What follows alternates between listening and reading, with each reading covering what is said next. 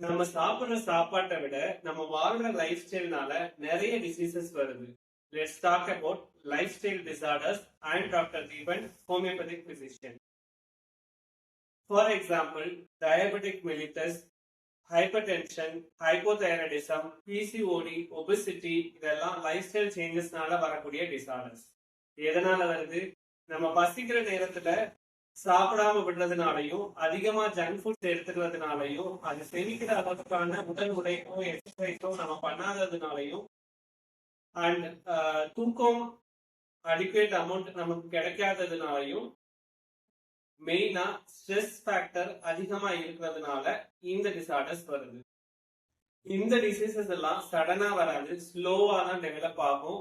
ஆனா heart, kidney and hormonal function எல்லாத்தையும் dysfunction பண்றதுக்கு சான்சஸ் இருக்கு. குட் நியூஸ் என்னன்னா, இதை நம்ம ப்ரிவென்ட் பண்ணலாம், கண்ட்ரோல் பண்ணலாம். எப்படி?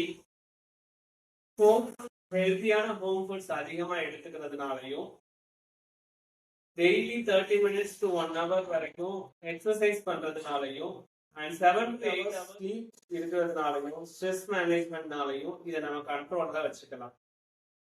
So healthy lifestyle is equal to healthy future.